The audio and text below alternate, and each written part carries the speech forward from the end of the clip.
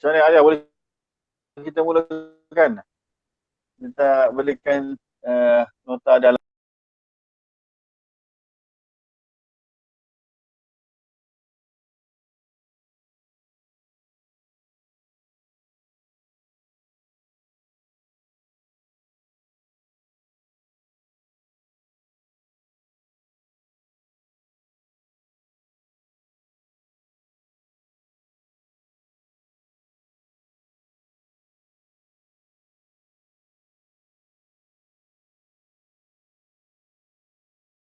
dah ready.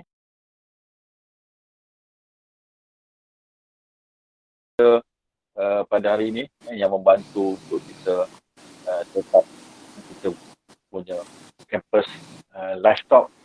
Okay, Assalamualaikum dan selamat pagi semua. Ini adalah sesi kita yang ke-9, bermula jam 10 hingga jam 11. Kali ini kita akan membincangkan satu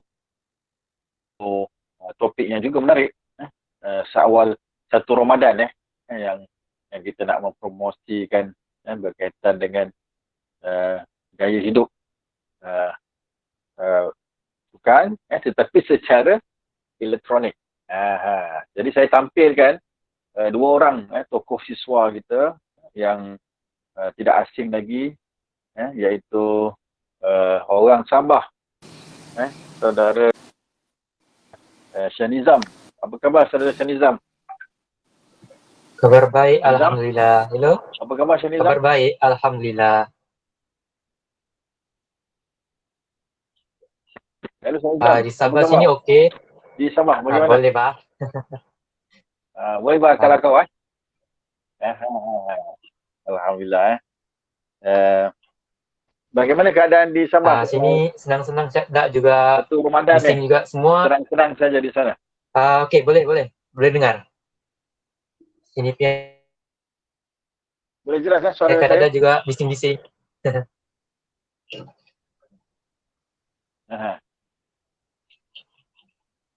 Okey.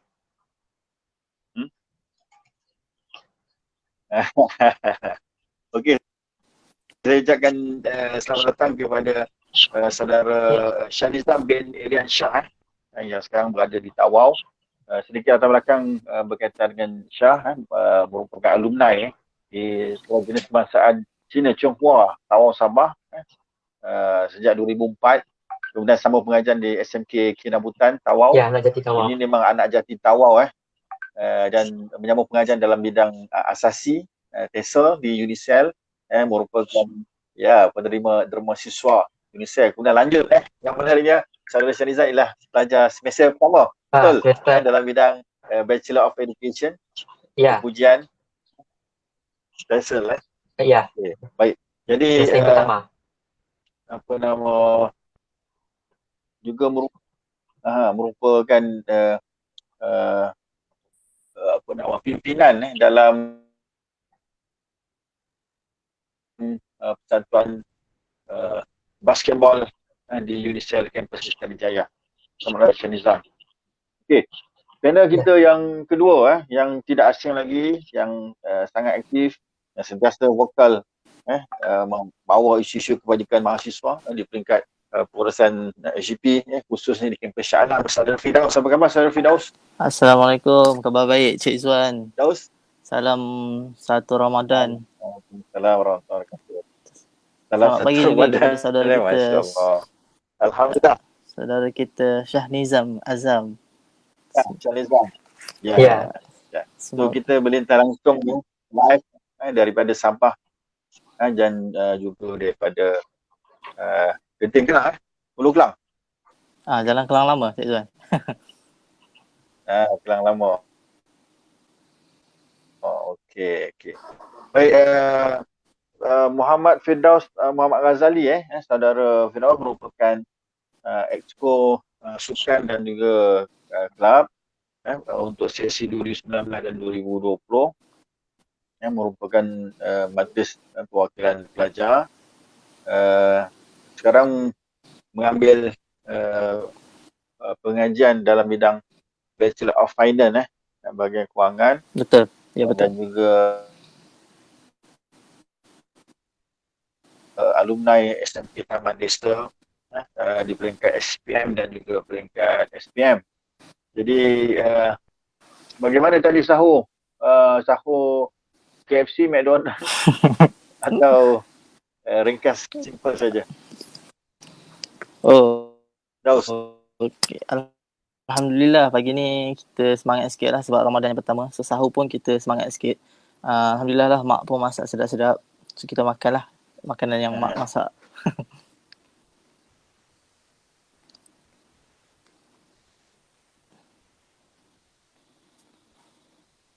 Cik Izzat makan apa Cik Izzat pagi ni? Sahur. Masak berat Alhamdulillah untuk Presiden. Okey. Firdaus juga merupakan Vice President BFC dan juga terlibat dengan beberapa aktiviti kesukanan seperti Pesconisi Color Run 5 kilo larian, kemudian Harmony Futsal League anjuran ITM dan juga tahniah kepada Student Volunteer Association. Juga dulu di sekolah menengah taman di merupakan presiden kelab badminton dan juga presiden kadet pada sekolah. Jadi ini menunjukkan panel-panel yang kita tampilkan pada pagi ini sangat aktif dan juga boleh memulakan wacana kita dengan tajuk yang menarik pada hari ini. Baik, hari ini kita boleh teruskan Nizam dan juga Firdaus? Boleh Cik Izwan teruskan. Boleh. Silakan. Okey, boleh. Okey, kita tahu sekarang ni menjadi trending permainan e-sport PUBG, Dota 2 dan macam-macam lagi lah yang menjadi kegilaan anak muda, bahkan yang tua-tua pun main jangan kita lupa. Anak-anak kecil juga telah didedahkan dengan permainan e-sport ni. Saudara Nizam boleh kongsikan kepada penonton semua yang mengikuti live Facebook Majlis Program Pelajar UNICEF tentang sejarah latar belakang macam mana e-sport ni menjadi trending dan diperkenalkan kepada semua warga global kita. Silakan Nizam. Okey, bismillahirrahmanirrahim. Kalau start daripada sejarah global untuk e-sport, dia sebenarnya mula awal sebenarnya dari tahun 1917. Dari situ dia start sudah hingga 1989 sebenarnya. Dia mula tu di Stanford, University Stanford, di mana dia punya pihak university tu buat acara untuk dia punya pelajar join aktiviti aktiviti riadah lah untuk pelajar tu, untuk mereka join permainan game video game itu, yang game dulu yang 2D macam Tetris, dan untuk buat hadiah yang mereka gunakan hadiah sebagai voucher ataupun yang macam hadiah duit lah untuk pelajar-pelajarnya sebagai kos sara hidup mereka ketika itulah. Dan kalau untuk Malaysia pula, kalau Malaysia start sebenarnya agak lambat. Dari 2018 mereka start pelaksanaannya ni. Jadi itu pun disebabkan daripada Ahli Parlimen Muar Syed Saddiq cadangkan industri e-sport ni untuk dilonjakkan supaya dia kembang lagi dalam Malaysia ni, supaya banyak rakyat Malaysia dapat dilahirkan sebagai e-sport atau e-sukan lahir sebagai profesional lah, sebagai career profesional, dan mungkin dapat menaikkan lagi nama negara dalam bidang e-sport itu. Jadi sejak dari itu, Malaysia banyak sudah pertandingan yang diadakan, tak kira untuk platform PC telefon Android ataupun iOS dan konsol yang seperti PS4 atau Xbox. Dari situ mulalah sudah banyak yang kalau golongan muda ni tertarik dengan e-sport ni, sebab kerajaan sekarang mula buka sudah pintu untuk rakyat Malaysia masuk ke bidang itu, sama ada jadi sebagai profesional ataupun tak. Okay.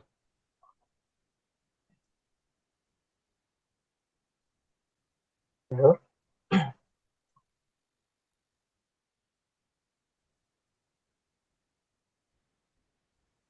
Okay. Hello? Hello, okay? Ha? Hello? Nizam? Baik. Jadi kalau di Malaysia ni kita Ada lagi tambahan sini. Ada lagi tambahan. Peluang untuk rakyat Malaysia dapat jadi lebih cerah lagi sebab industri ini menjurus ke revolusi industri 4.0 yang berasaskan teknologi. Sekarang Malaysia ingin masuk ke revolusi itu 4.0. 4.0 itu dia berasaskan teknologi. Jadi untuk memastikan Malaysia dapat kejar sama negara-negara lain yang membangun, jadi mereka ikut juga revolusi industri 4.0 ni.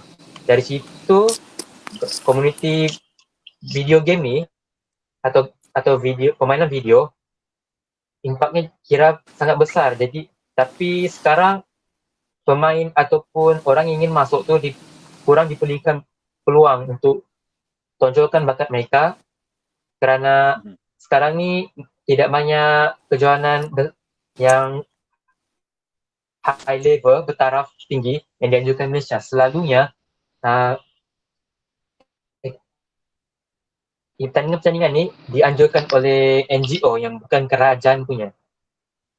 Dan bilangan untuk pertandingan tu agak terhad. Itu siap.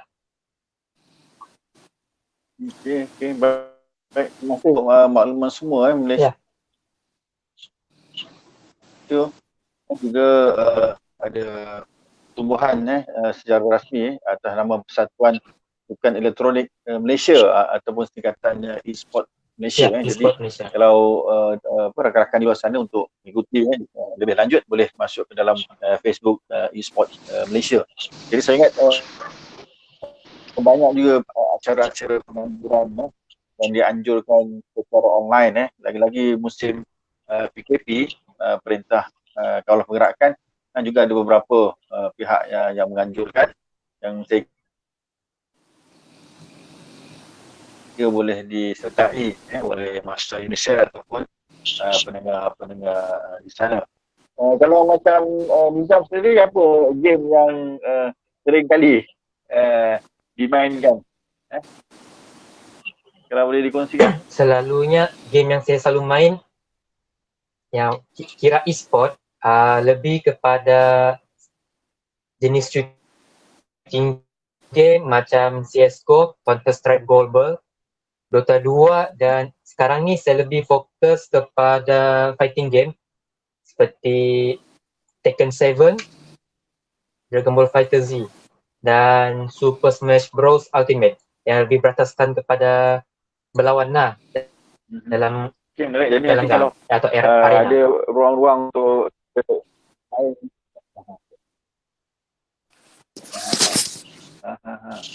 So lepas ni kalau ada masa untuk berkenaan sekali boleh Firdaus, kita bergabung lah untuk satu pasukan.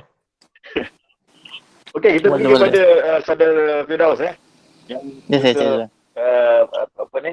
MPP yang bertanggungjawab untuk memastikan kegiatan sukan di kampus UNISEL ni terus dikembang luaskan. Jadi mungkin Firdaus ada pandangan berkaitan dengan sukan e-sport ni di kalangan mahasiswa. Okay, baik. Terima kasih Cik Izzuan. Selamat pagi semua. Terima kasih Tuan Moderator kita Cik Izzuan dan juga sahabat saya Shah Nizam yang berada di Sabah. Okay, baik. Saya setuju dengan apa yang cuba dilontarkan oleh saudara Shah Nizam tadi dan apa yang kita lihat hari ini pun yang Cik Izzuan dah cakap pun tadi, kita sukan ni ataupun e-sport ni dia memang diiktiraf sekarang di peringkat kebangsaan. Khususnya kita pun di Malaysia dah ada agensi sendiri di bawah Kementerian Belia Sukan Negara yang mengiktiraf sukan e-sport ni sendiri. So boleh dikatakan trend e-sport punya apa orang kata benchmark dalam industri tu dah ada peluang sebenarnya.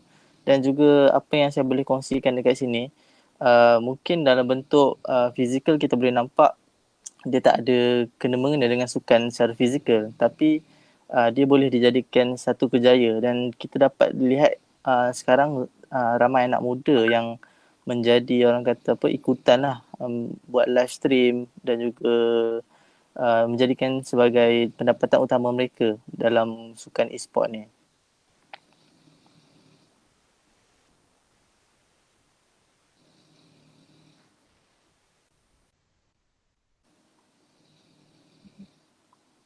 Mungkin sebab kalau kita tengok dalam Facebook ataupun dalam YouTube ramai juga YouTuber yang membuat live ataupun rakaman streaming video streaming perkongsian mereka bermain secara online, dan itu juga salah satu inisiatif untuk mereka mengemaskini channel YouTube masing-masing selain boleh menjana pendapatan.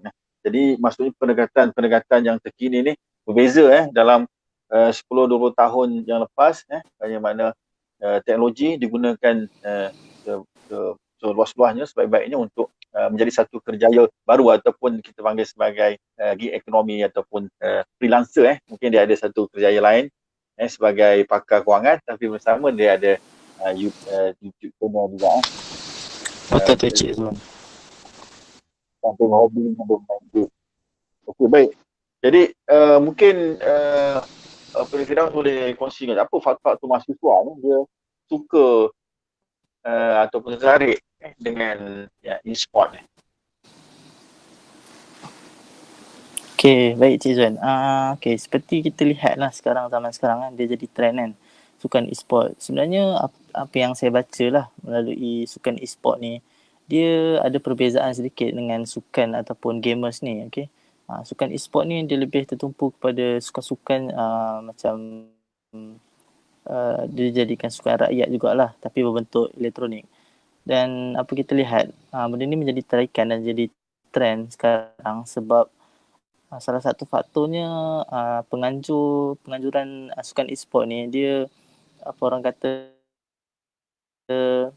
kan, boleh kadang-kadang ada certain organizer dia organize satu event dan menawarkan hadiah berbentuk wang tunai RM500,000, RM50,000 dan banyak lagi lah. So itu menjadi tarikan anak muda lah zaman sekarang. Dan sebahagian daripada tu betul. Dan kita lihat juga benda ni sebab minat mereka masing-masing kan. Jadi orang kata apa, peluang untuk mereka terlibat dengan e-sport ni dah ada platform. So bagi saya antara apa orang kata impact positifnya kat sini, kita dapat lihat mahasiswa ni dia kurang lah bagi saya terlibat dengan gejala-gejala yang tak bermoral lah dekat luar bila mana dia orang terlibat dengan sukan e-sport. Dan ada juga artikel yang saya baca dekat Malaysia ni pun dah ada beberapa universiti kelab khusus untuk e-sport ni termasuklah kita Unisel sendiri. So menariknya kat sini, kat Unisel pun kita dah boleh ada platform untuk kita bersama dalam sukan e-sport ni. Tak perlu kita terlibat ataupun mencari-cari peluang dekat luar. So maksudnya skop tu dah kecil.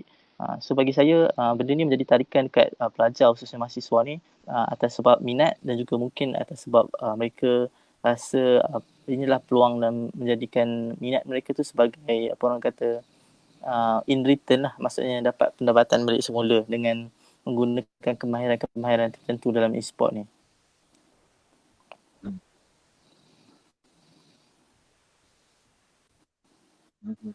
Okay. Baik. Jadi maksudnya punca utamanya dia punya tarikan hadiah tu lumayan dan betul, juga kita hanya perlu bermain game pasti bermain game ni satu perkara yang menyeronokkan. Jadi saya kira mungkin sama juga kalau orang dulu suka main bola, kemudian dia jadi dengan kerjaya. Jadi begitulah juga kita suka seronok bermain game, dan tiba-tiba kita hebat dan juga power lah tu. Jadi alang-alang tu kita masuk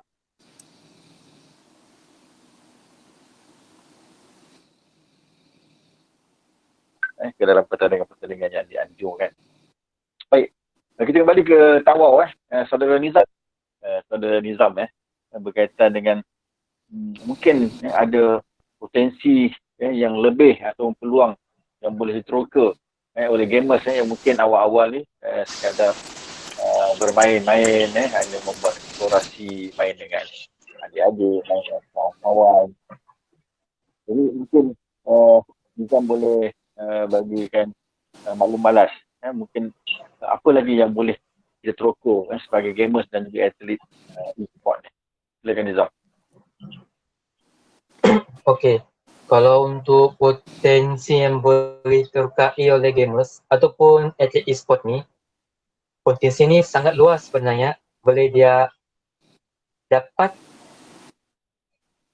kejaya tu, boleh dia dapat boleh jadi wakil, sebenarnya wakil negara sebagai atlet e-sport tu untuk bertanding di luar negara.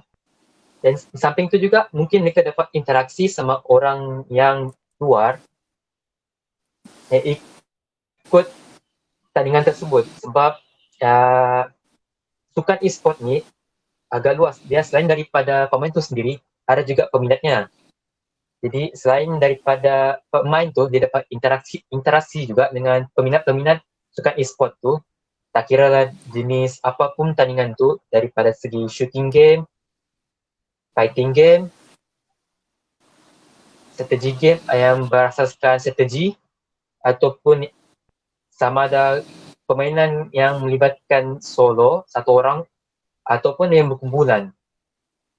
Jadi kalau untuk potensi yang ni,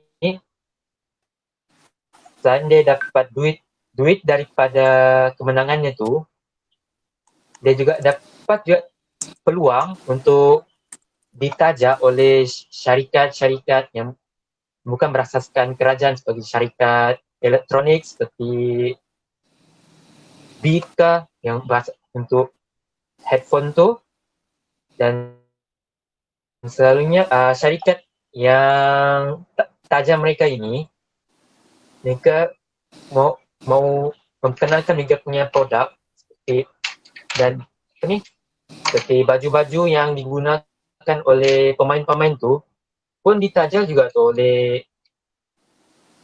company yang ditaja orang mereka tu. Dan baju mereka tu biasa ada dicop-cop nama-nama company tu supaya apa contoh okey, contoh barang-barang tajaan yang ditaja oleh pihak penaja. Kalau boleh disebutkan apa contoh-contoh yang ada kita jual. sekarang ni yang bukan kerajaan yang sponsor, kiranya tak banyak juga. Selalu dia lebih kepada, kadang-kadang ada juga tas mestinya produk elektronik, ada juga yang macam pengangkutan macam Asian. Dia ada sponsor satu tim untuk wakil Dota 2 untuk jadi wakil dan lawan. Jadi sumbangan itu banyak daripada bukan kerajaan. Yang kerajaan pula sekarang ni dari segi sponsor belum ataupun belum ada lagi yang kira banyak ditajakan kepada pemain tu lah. Okay.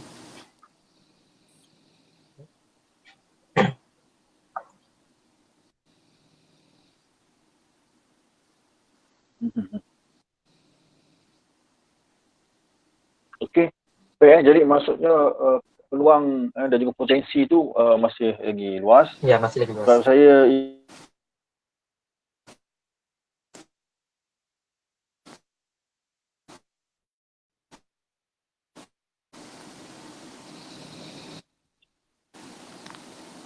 saya ikuti e-sport Malaysia Facebook, sejak tahun 2018 SUKMA, Sukan Malaysia telah pun memberi laluan kepada acara e-sport untuk diketengahkan, dan 2020 tahun ini sepatutnya berlangsung SUKMA e-sport atau e-sukan, dan kita tak tahu bila yang akan dijangka berlangsung apabila berlaku pandemik COVID-19 jadi kita harap pandemik COVID-19 ini boleh selesai segera dan kita boleh meneruskan agenda yang kita rancang sebelum ini.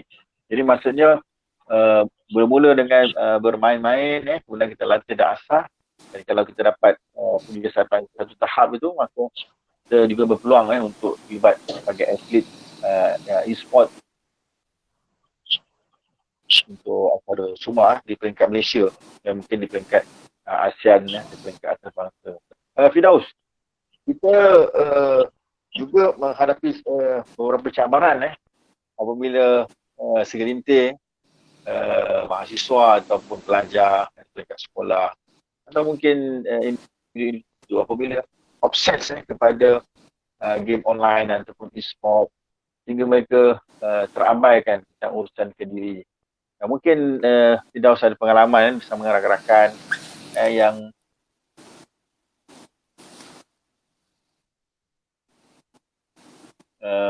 kita tahu kalau salah cara, salah kaedah akhirnya mungkin ada kesan santungan. Okey, baik Cik Izzuan. Terima kasih Cik Izzuan. Itulah bila kita cakap pasal e-sport ni, automatik orang akan fikir pasal side effect kan, ataupun kesan sampingan negatif tu. Apa ni, apa yang kita boleh lihat, dia tak ada tuntutan fizikal, yang maksudnya dia tak ada berhubung dengan sukan yang tidak menghubungkan antara fizikal dengan fizikal orang lain. Maksudnya kalau contoh kalau kita main bola, kita ada kontak kan dengan orang, maksudnya berlari, kita ada maksudnya macam ada apa orang kata tekanan-tekanan tertentu lah. Tapi e-sport ni kalau kita lihat banyak remaja mungkin terlepas pandang lah. Pertamanya dari segi sudut kesihatan ataupun risiko kesihatan diri tu, yang kita boleh lihat ataupun mungkin yang saya boleh share yang apa yang saya tahulah.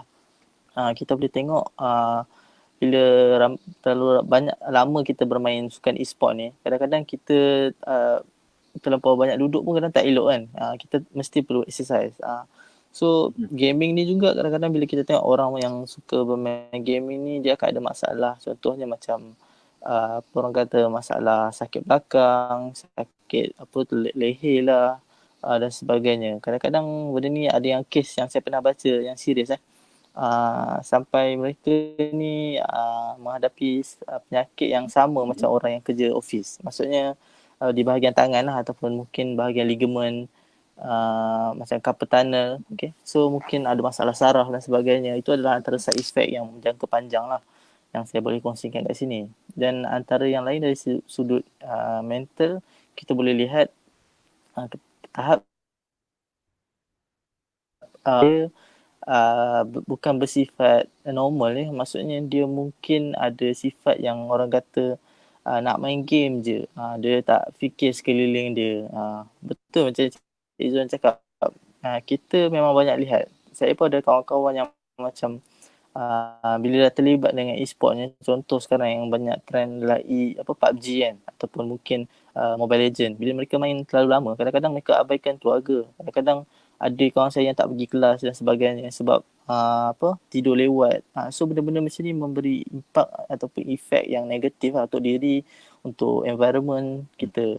Dan bila kita lihat juga kalau macam e-sport ni, kita dia bagus, cumanya kita tak boleh terlalu obses ataupun terlalu orang kata 100% fokus dekat teknologi, maksudnya dekat kita punya gadget. Sebab apa? Dia melibatkan orang kata sistem kita punya ni lah, kesihatan. Sebab bila mana kita terlalu banyak duduk rumah, kita terlalu masa kita terlalu lama dengan gadget, contohnya kita akan ada efek macam merabun, kita akan ada efek tentang macam saya cakap tadi lah, kesihatan macam kita kadang orang ni nak makan pun tak ada, so dia akan hilang berat. So tahap metabolism diorang akan menurun dan menyebabkan mereka ni mungkin boleh mendapat penyakit-penyakit kronik lah, macam Diabetes pun boleh, kanser pun boleh, dan juga masalah hati lah. Itu mungkin sedikit perkongsian yang saya boleh kongsi. Dan mungkin berbalik kepada topik kita, perbezaan antara sukan dengan e-sport ni. Kita boleh lihat ada pendapat yang saya baca juga mengatakan sukan e-sport ni dia sebenarnya bersifat seperti sukan yang berbentuk fizikal ni lah. Sebab apa? Sebab dia mempunyai elemen-elemen kompetitif, which is dia ada unsur persaingan. Tapi ada juga yang kata tak bagus. Yang kata bagus ni saya tak tahulah, mungkin dia salah seorang gamer jugalah kan. Saya pun kurang pasti. Tapi ada yang juga kata bagus sebab bila mana diorang mereka ni join ataupun main live streaming dan sebagainya, masuk pertandingan, mereka punya orang kata eager tu ataupun kadar jantung mereka tu meningkat macam orang yang bersukan secara fizikal ni. Tapi sejauh mana fakta tu saya pun kurang jelas, tapi mungkin kita boleh fikir logiknya macam tu lah kan. Bila mana orang terlampau nak menang, so dia akan ada rasa eager tu ataupun semangat tu. Maksudnya ada elemen compete, nak bersaing dengan orang lain. So bagi saya benda ni dia ada pros and cons lah, dari segi positif dan juga negatif tu. Baik Cik Zuan, itu saja. Okey, menarik Jadi maksudnya bukan saja kepada gamers maksudnya sesiapa saja yang duduk di atas kerusi kerja pejabat ataupun apa saja tugasan tidak semestinya main game mungkin buat kerja menggunakan media sosial ataupun menggunakan aplikasi tertentu. Maksudnya yang perlu diberi perhatian ialah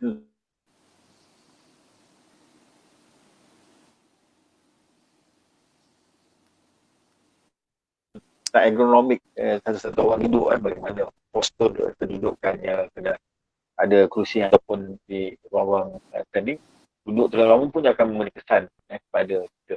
Jadi mungkin Nizam boleh kongsikan, Nizam antara orang yang tega bermain e-sport ni, mungkin e-sport tu ada ke tips-tips, ada renggangan tangan ke, nak memastikan jari-jari dapat menekan butang-butang yang sepatutnya untuk memastikan kemenangan itu dapat digarap, dan juga mungkin perlu ada kursi khas ke ataupun joystick ke atau bagaimana?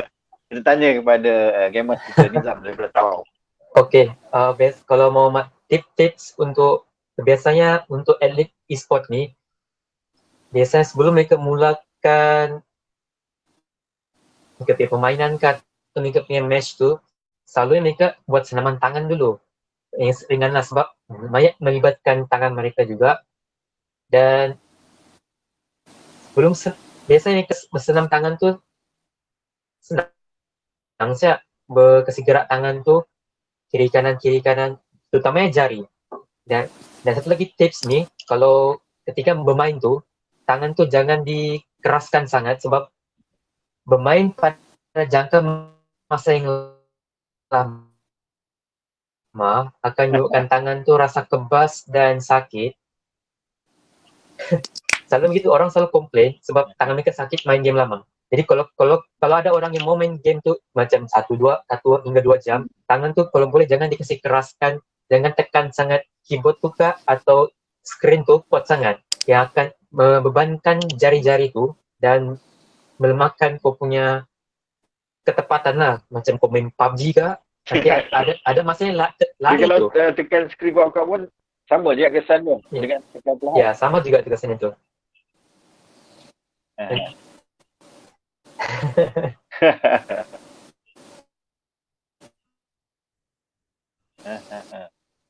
Kalau paling lama Nizam main game berapa jam berkumpulan? Paling lama berapa jam? Kalau peribadi paling lama 1 jam lah. Kalau berkumpulan kalau peribadi paling lama 1 jam sebab kalau peribadi tu biasanya main tu suka-suka saja. Tapi kalau untuk berpasukan tu macam satu kumpulan, biasanya 2 jam, kadang-kadang lebih daripada 2 jam tu. Sebab ada permainan atau perlawanan tu boleh berlanjutan sampai 2 jam lebih. Sebab kira seimbang pihak lawan sama pihak kami berlawan. Jadi kadang-kadang tempo permainan tu boleh jangka sampai 2 jam, terutama macam Dota 2 yang banyak fikir pada strategi. Kalau biasanya sekarang ni saya lebih pada permainan yang melibatkan berlawan dan fighting game, jadi jangka masa agak lebih pendek lah.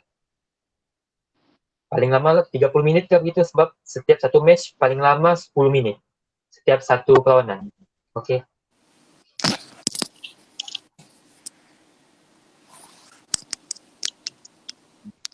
Maksudnya gamers dan juga peminat-peminat di luar sana boleh merancang berapa jangka masa bila kita nak adakan latihan e-sport ataupun nak mengikuti pertandingan. Maksudnya tergantung kepada diri kita sendirilah. Maksudnya kena berimbang lah. Kalau main setengah jam, senaman pun kena setengah jam Ya, betul-betul. Biasanya tak diatur sampai Kita kena ada. Ya, lebih sama fizikal bermain dengan e-sport ni. Macam mana Firdaus? Apa saranan juga? Okey, baik Cik Zuan. Itulah. Terima kasih. Bila kita lihat kadang-kadang orang yang bermain. Okey, kita pergi kepada panel kita. Bermain game ni, kadang-kadang mereka terlampau obses lah. Bagi saya, kita lihat apa nama, kita boleh nasihat diri kita lah, supaya kadang-kadang memang minat tu kadang-kadang mengatasi segalanya tapi macam kita kena kontrol lah bagi saya. Saya pun bukanlah nak kata gamer, tapi saya bermain juga game. Okay, macam tapi bukan online macam game lah, kita tak stream kan. Macam saudara Shaniza mungkin dia pakar dalam bidang e-sport, game-game yang online ni. Tapi bagi saya lah pendapat peribadi, sukan berbentuk fizikal adalah sangat lebih, orang kata, lebih effectiveness dia tu nampak lah, keberkesanan dia tu.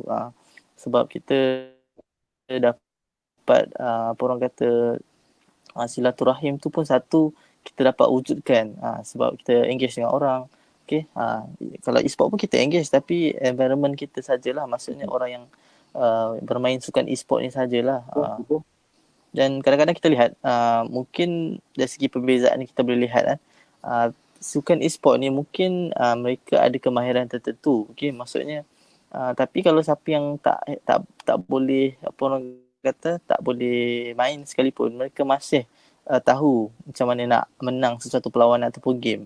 Tapi sebab tu saya cakap tadi, apa sukan berbentuk fizikal ni ataupun sukan sebenar ni lebih baik sebab dia memerlukan kita latihan berbentuk outdoor, dan juga perkara-perkara sini bagus untuk kesihatan diri. Dan benda ni sangat-sangat bagi saya, apa orang kata, takkan mungkin zaman sekarang cabaran anak muda adalah kepada dunia teknologi. Macam saudara Shanizam cakap tadi, kita terdedah dengan Industrial Revolution 4.0 ni. Jadi benda-benda macam ni adalah sebenarnya cabaran untuk anak muda, sebab kita hidup di zaman ataupun di apa orang kata fasa yang meningkat ataupun teknologinya. So banyak juga apa orang kata negative effect ataupun negative side yang kita tak nampak sebenarnya dari segi apa dari segi itulah saya cakap tadi, apa silaturahim kita antara keluarga, antara rakan-rakan. Saya punya kawan-kawan rumah sewa, kalau boleh saya kongsikan dekat sini Cik Zuan, mereka pun agak apa orang kata obses sebenarnya dengan game e-sportnya, Mobile Legends ni. Kadang-kadang tidur pukul 4-5 pagi, kelas pukul 8 pagi. Kadang-kadang orang pergi kelas tu tak tidur. Ni bagi saya dia boleh dijadikan sebagai hobi lah, tapi mungkin tidak bagi orang yang terlampau obses untuk jadikan dia sebagai apa orang kata. Tapi pergi kelas. Tapi pergi kelas. Cumanya pergi kelas mungkin dia orang tidur dalam kelas, saya rasa lah. Tapi Allahualam, kita tak tahu kan. Tapi bagi saya benda ni mengubahlah persepsi sebagai seorang student kan. Kita kena manage kita punya masa. Sebab tu kalau kita lihat mahasiswa sekarang ataupun zaman budak-budak anak muda ni, dia kurang libatkan diri dengan apa persatuan-persatuan NGO, persatuan-persatuan yang ada, sebab mereka lebih kepada dunia mereka lah, maksudnya e-sport ni. Begitulah Cik Zuan. Okay, menarik sebab apa nama bajet 2020 oleh oleh kerajaan yang diumumkan pada tahun lepas banyak jumlah dinyatakan dalam laporan berita 20 juta maksudnya di peringkat nasional maka kerajaan Selangor juga berbelanja juga untuk tujuan sport. Jadi menunjukkan bahawa ada potensi, tetapi kita tidak mengabaikan sukan-sukan yang telah sedia ada, larian, bola sepak, badminton, ini terus menjadi tradisi dan menjadi ada peminat-peminatnya. Okay, mungkin ada peneroka-peneroka baru yang boleh membuat eksplorasi kepada sukan e-sport ni. Saya kira mungkin di peringkat universiti ataupun FPT mungkin mula-mulakan kajian ataupun wacana apa kesannya jenis ataupun pemain-pemain atlet e-sport ni dengan kesan akademik sebab mungkin ada kita tengok dari segi pandangan kasar yang main e-sport ni mungkin datang dah lambat kalau datang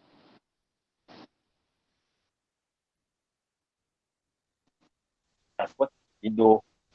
Mungkin belum ada kajian yang diadakan di peringkat UNICEF, jadi mungkin boleh kita mulakan kajian-kajian seperti ini supaya kita boleh mengesahkan bahawa sama ada kesan baik ataupun kesan buruknya perkara lah. Okey, baik. Saudara Nizam. Okey, boleh kita teruskan Nizam? Okey. Ya. Nizam. Saya nak bertanya kepada saudara Nizam. Jadi sekarang ni semester pertama Bachelor of Technical. Sebab kita tahu di luar sana ramai pelajar lepasan SPM, STPM, lepasan diploma sedang mencari peluang untuk menyambung pengajian di peringkat pengajian tinggi. Jadi kita nak tanya sebagai seorang apa yang menariknya di Indonesia ni selain ada sukan fizikal, ada kegiatan kurikulum, adakah e-sport dia menjadi pilihan salah satu faktor? Silakan. Okey. Kepada pelajar yang lepasan SPM tu atau STPM, bolehlah masuk UNICEF sebab selain daripada sukan yang berasaskan fizikal seperti bola sepak, hoki, badminton, UNICEF juga ada kelab yang berasaskan e-sport ni untuk menggalakkan pelajar yang ingin memasuk ke UNICEF ni menceburi bidang e-sport ni sebagai sama hobi ke atau sebagai atlet.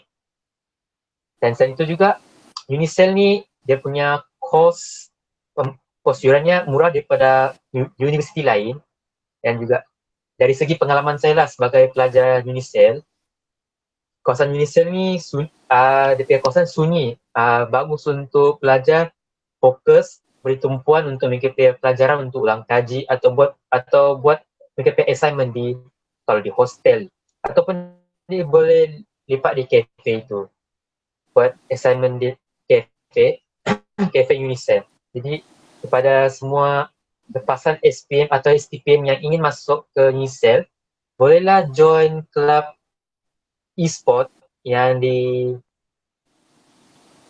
oleh UNICEF sendiri untuk menceburinya, sebab untuk kelab tu dalam UNICEF ada pertandingan yang mengenai e-sport seperti Mobile Legends. Tahun lalu dah berapa kali sudah diadakan. Selain itu, boleh sebab sebagai pelajar ni, ada setengah pelajar yang mau pilih universiti tapi takut atau bising ke, terdorong ke. Kalau universiti dekat luar bandar, di dalam bandar tu, dia banyak tarikan yang membuatkan dia hilang fokus untuk belajar. Berbanding UNICEF, kau boleh belajar dengan tenang saja. Dia punya benda yang boleh tertarikkan kau, benda luar yang hiburan tu pun kurang. Jadi masuklah je UNICEF. Selain daripada untuk SPM tu, bolehlah masuk asasi atau foundation UNICEF yang ada beasiswa untuk pelajar yang pelajar lepas SPM tu untuk join masuk asasi, untuk dapat beasiswa ni boleh fungsinya untuk bayar yuran dengan syarat kau akan lanjutkan lagi pelajaranmu ke degree lah. Jadi silakanlah masuk kepada mana-mana yang pelajar SPM atau STPM yang ingin masuk ke universiti tapi belum lagi ada cadangan yang bagus ataupun masih ragu-ragu lagi. Ya. Okay.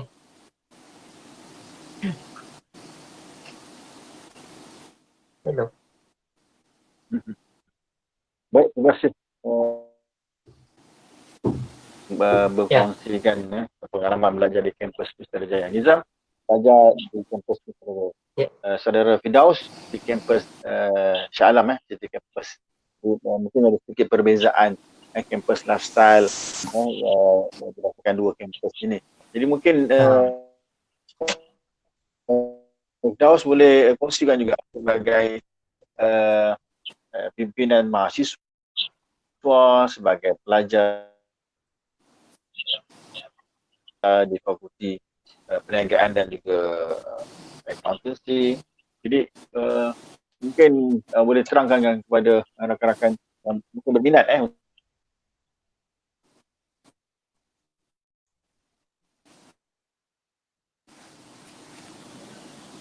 untuk menyambung pengajian di Unisal ni, apa yang ditawarkan di kampus Shah Alam,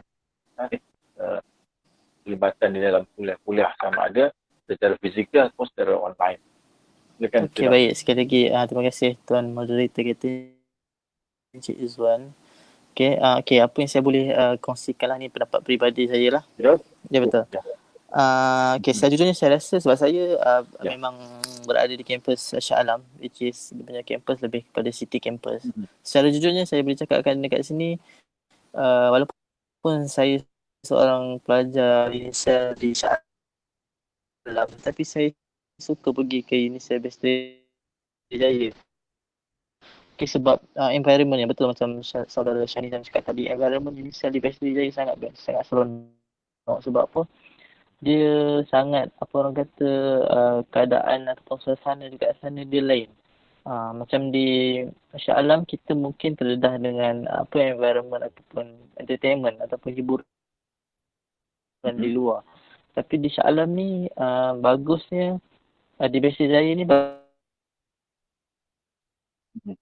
bagusnya dia ada orang kata apa kan lagi hubungan mahasiswa tu di dalam kampus. Sebab pergi mana-mana mesti akan jumpa juga orang yang sama. Bagi saya benda tu sangat indah lah. Sebab saya seorang yang sukakan campus life sebenarnya. Tapi kalau saya berada di Shah Alam, tapi tak mengapa bagi saya. Lagi satu saya nak kongsikan Unisel kepada adik-adik yang nak masuk Unisel ni, try je apply. Saya dulu pun apa orang kata kurang tahu sebenarnya tentang Unisel, tetapi saya ada seorang kawan sahabat yang belajar di Unisel yang recommendkan saya masuk Unisel. Dan bila saya masuk ke Unisel, alhamdulillah lah pencapaian saya rasa banyak benda yang di luar kampus saya belajar, terutamanya dalam bidang organisasi persatuan yang involve dengan kemasyarakatan punya aktiviti. Okey, jangan kata kita hanya fokus kepada akademik, tetapi banyak juga aktiviti sampingan yang kita boleh buat, terutamanya di kampus Shah Alam dan juga kampus Besteri Jaya. Sebab kita punya kampus ni dia, kalau di Shah Alam ni, dia banyak, kita mudah untuk akses kepada fasiliti dari segi untuk berhubung dengan pihak luar. Kalau dari segi fasiliti di Unisel Besteri Jaya, bagi saya memang tip top lah. Yang saya boleh cakap, sebab universiti mana pun, saya rasa Universiti Selangor pun masih di taraf yang orang kata standard, yang sangat orang kata bagus. Sebab kemudahan-kemudahan, kalau yang boleh saya kongsikan dekat sini, dekat Unisel Besteri kita ada gym. Okay, yang boleh pelajar-pelajar yang suka ataupun hobi untuk pergi ke gym, untuk angkat berat kan. So kita ada peluang-peluang ataupun tempat yang untuk mahasiswa ni orang kata meluangkan masa bersama rakan-rakan dan juga untuk kesihatan diri.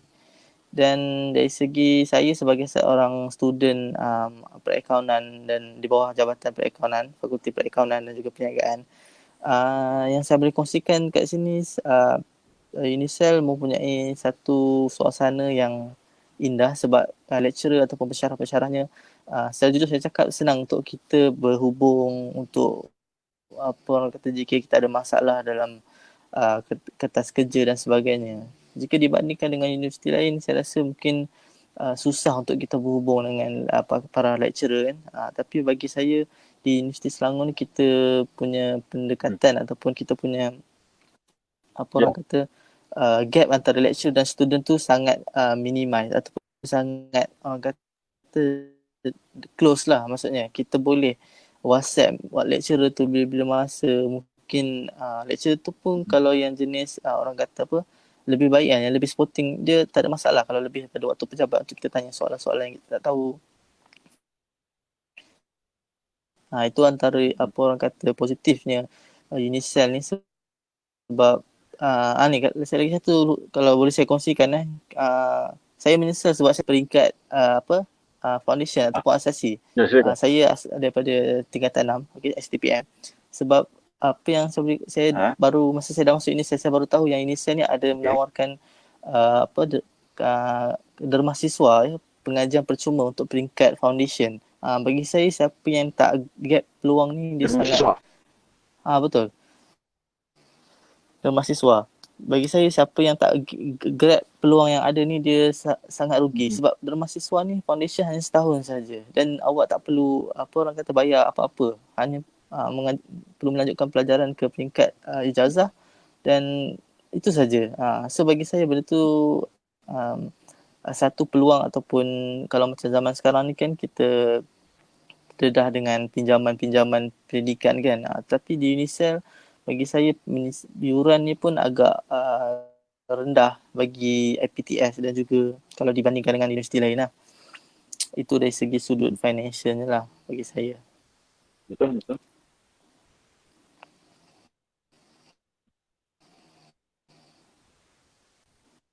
Baik, terima kasih kepada Saudara Firdaus di atas perkongsian pengalaman di kampus Shah Alam.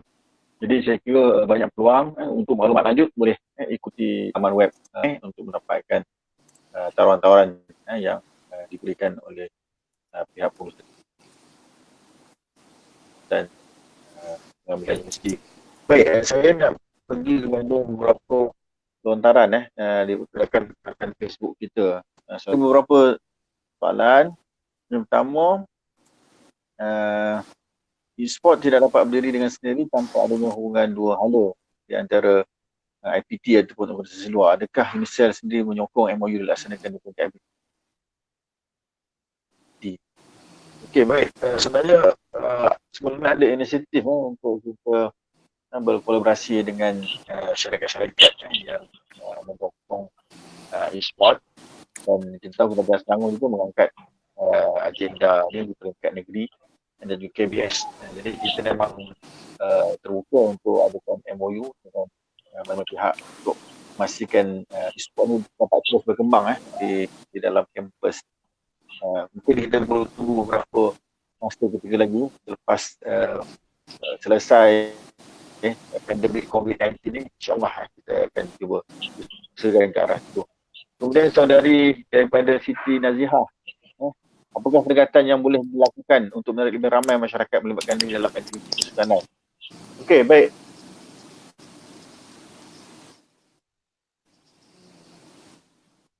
Jadi e-sport ni kita dah bincang ramai yang terlibat, ramai juga yang tak terlibat dengan sukan ni. E-sport pun tak terlibat, sukan pun tak terlibat dah. Kan, yang terlibatnya makan je. Kan ramai yang update pasal makanan duduk rumah ni. Dalam bulan Ramadan ni update nak buka apa, nak sahur apa. Mungkin Syaizan dan juga Firdaus boleh berikan pandangan untuk galakkan kita mengamalkan gaya hidup sihat, aktiviti-aktiviti yang tak perlu pun kita pergi ke gym atau perlukan alatan-alatan yang canggih atau spesifik, nak perlukan data, nak internet lah, nak kena main sport, nak kena ada dumbbell lah, ada tali lah, apa benda.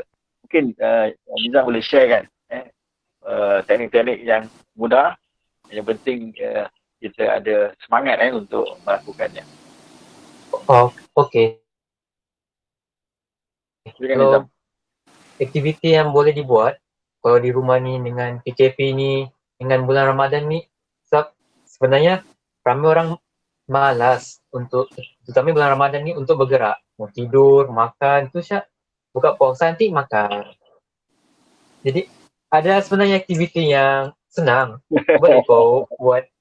Selain daripada e-sport tu yang tak perlukan banyak tenaga, kau boleh juga buat aktiviti riada yang macam senang robika, sebab kalau kau tidur terlampau lama di atas katil tu, badanmu senang sakit. Jadi senaman ringan tu antara yang boleh digalakkan dan tidak perlukan banyak tenaga pun sebenarnya.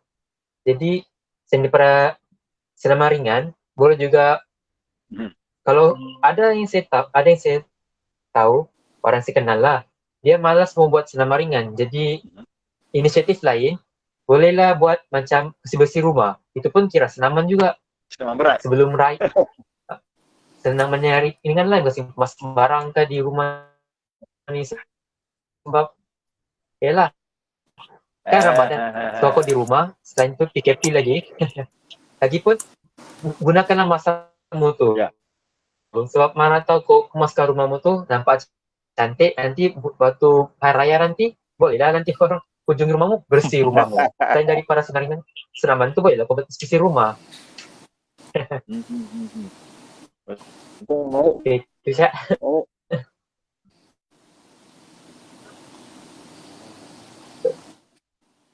Baik, Nizam itu berkonsen daripada Nizam.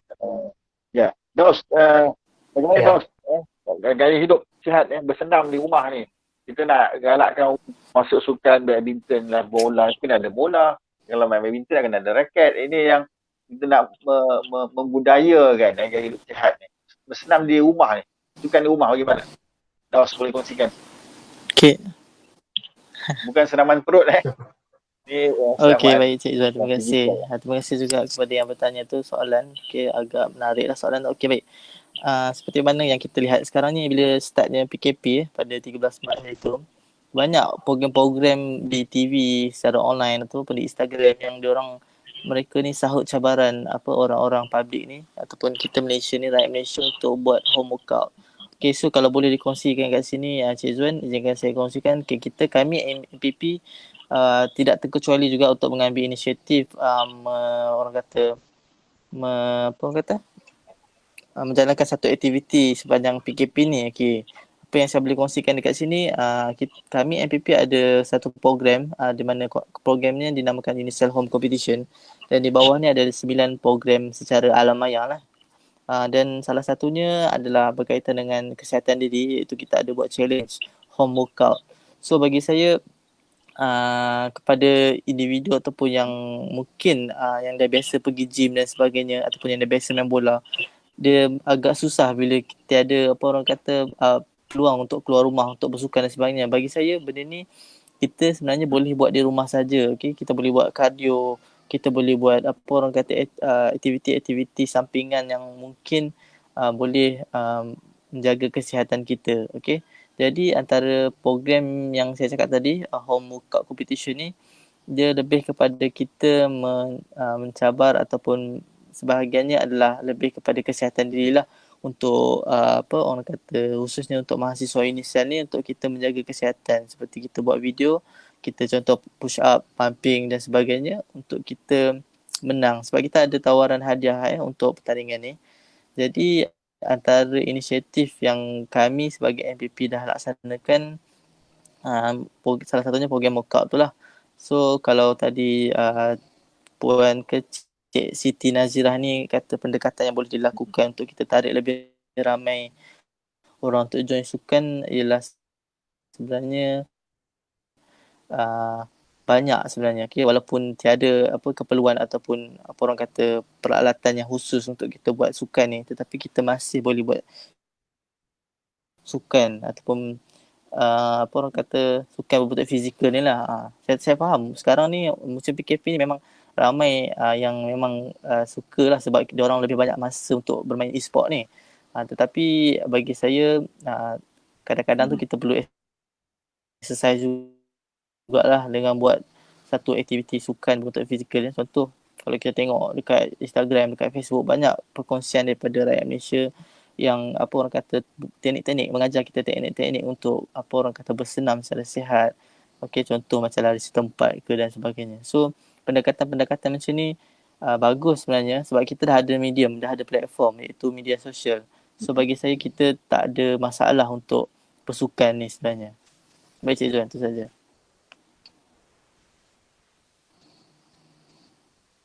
Baik, maksudnya itu ikut kepada kemahuan kita, kemahuan diri. Bila dah berduduk 1 bulan di dalam rumah, nak keluar tak boleh.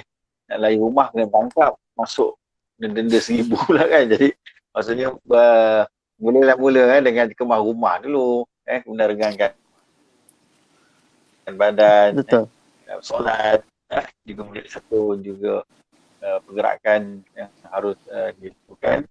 Selain bercuduk tanam, berkebun, yang penting kita mengeluarkan peluh kita dan juga menjaga kesihatan dengan pemakanan yang sihat lah. Okey, baik, kita di penghujung Nizam dan juga Daus, banyak benda Betul tu Cik Zuan. yang kita bincangkan berkaitan dengan e-sport dan juga gaya hidup sihat dalam kesusanan. Jadi boleh Nizam berikan satu rumusan dan juga nasihat dalam konteks perbincangan topik kita ni, perbezaan antara e-sport dan juga sukan. Mungkin boleh berikan satu rumusan 30 saat gitu. Okey, terima kasih. Untuk rumusan pasal topik ni, e-sport ni sebenarnya banyak kebaikannya juga, tapi samping itu ada juga yang benda negatifnya. Jadi gantung pada diri anda sendiri macam mana kau bagi masa untuk buat e-sport tu dan e-sport tu, dan juga bagikan masamu sama ada sama keluarga ataupun sama kawan. Lagipun e-sport ni bukan yang menggalakkan orang semua untuk, dia lebih kepada menggalakkan orang, manusia lain untuk berinteraksi sama orang lain, sebab e-sport ni adalah jenis sukan yang kompetitif, yang bersaing atas satu sama lain. Banyak apa ni boleh dikatakan, banyak mental image, banyak guna macam memori yang melibatkan, boleh kau ingat semua dia punya combo tu ke, atau semua item, barang-barang yang digunakan untuk dalam game tu, sebab banyak benda kau perlu ingat. Selain tu, kau perlulah luangkan masamu, atur masamu untuk, selain daripada e-sport tu, tak salah kalau kau ikut dia secara kompetitif, tapi pembagian masa tu sangat penting kepada diri awak ataupun orang sekitarmu. Jadi secara saya nasihat ni,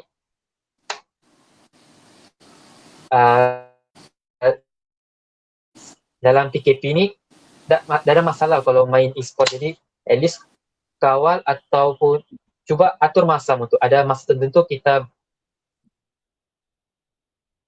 main secara kompetitif di e-sport, tak kira sika, telefon ataupun konsol seperti Xbox atau PS4.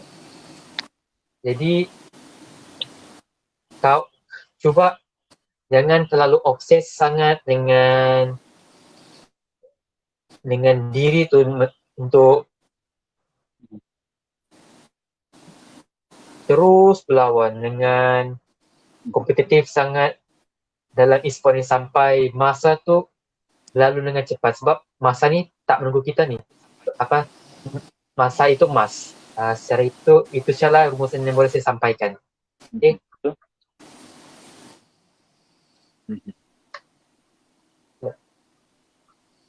Baik, terima kasih Nizam. Nizam juga merupakan event bermain basketball lah. Jadi tak dapat main basketball kat rumah, main online je lah. Kalau main basketball ni sebenarnya saya kadang-kadang main di sini juga, sebab Ya, kalau ada ruang besar simpan juga tuh. Itu masalahnya lah. Dalam rumah saya kan boleh. Oke. Okey. Terus rumusan tiga.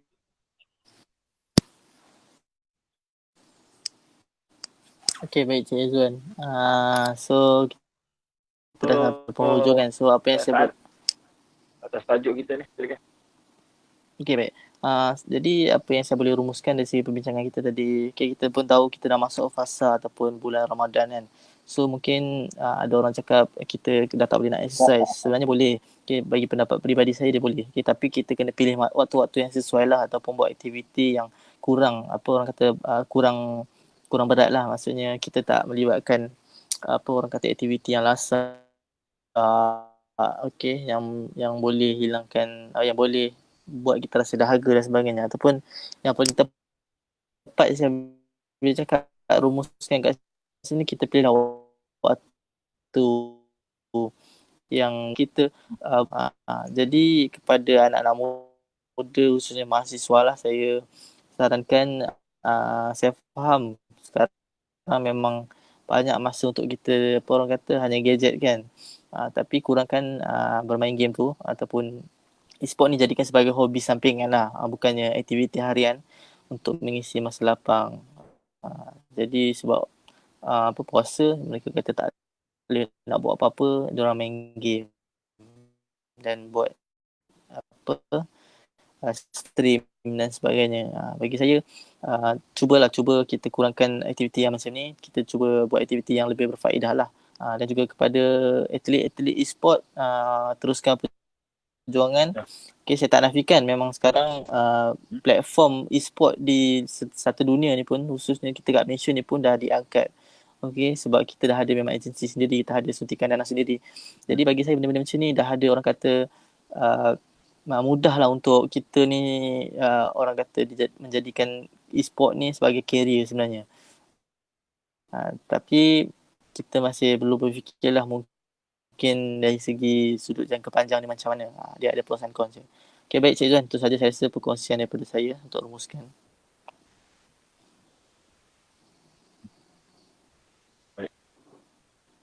Terima kasih. Saya ucapkan terima kasih juga kepada yang sempat bertanya. Kiranya yang tidak dapat mengikuti acara yang live boleh ikuti.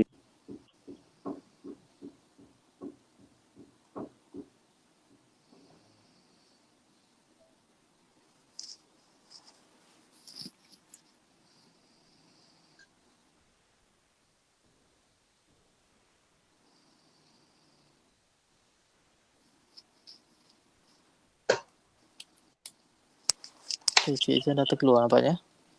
Ya, nampaknya begitulah. Okay, baik. Terima kasih Shanizam. Kita jumpa lagi jika ada peluang dekat Indonesia. Ya.